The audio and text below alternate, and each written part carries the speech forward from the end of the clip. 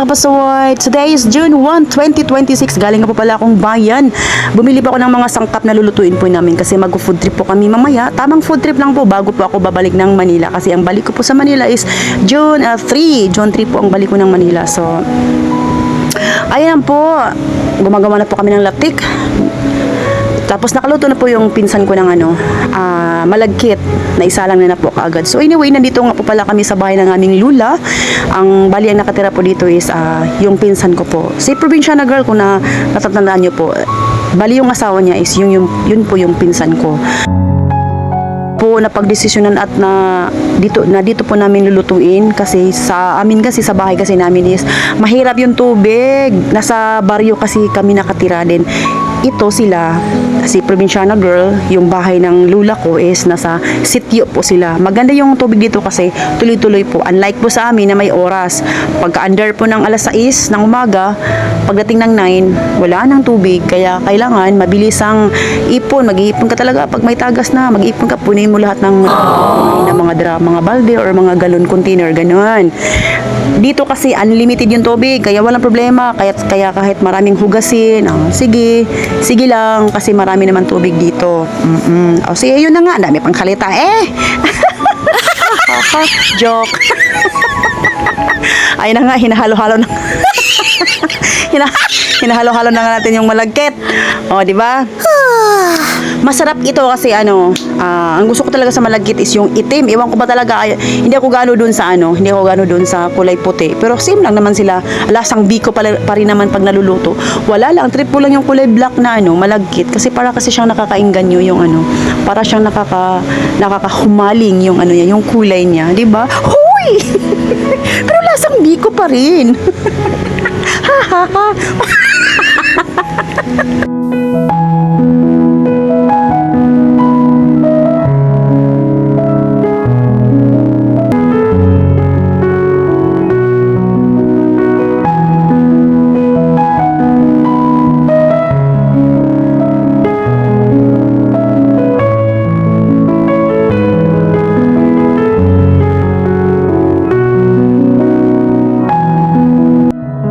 So dito nga po pala na area, iba din yung ginagawa nila. Si mama, tsaka yung mga pinsan ko po na iba. Bali, nagbabalot po sila ng sumang kamuting kahoy. Ayan po yung tuka nila. Sila pong nakatuka dyan.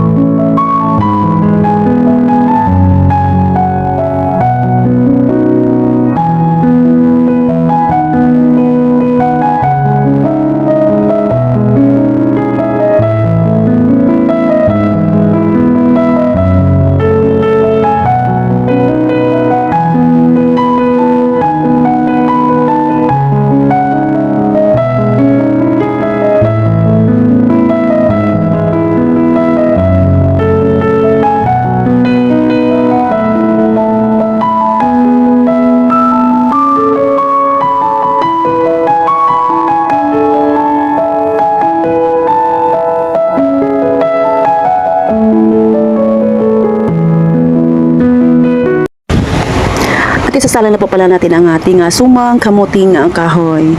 And then, tikman po natin ang ating gawang biko. Kung ano kayang lasa nito.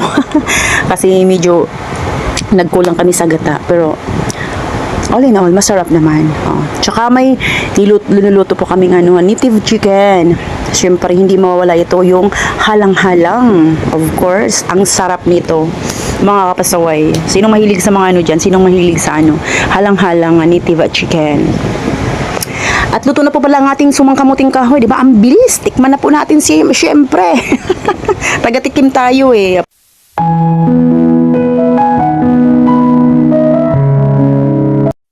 At syempre, may tahong din po tayo. Sinabaw po natin yan. Gusto kong humigop ng sabaw ng tahong. At meron din po tayong kinilaw na isda. Isdang naniw. Ito naniw. Hindi ko alam kung anong sa Tagalog yung naniw. Basta naniw siya. Dalawang tawag nito dun sa amin eh. Naniw at saka yung isdang mais-mais. Kinilaw po namin yan. Hinaluan po namin ng gata. And of course, the best talaga ang tuba. Hindi pwedeng mawala ito.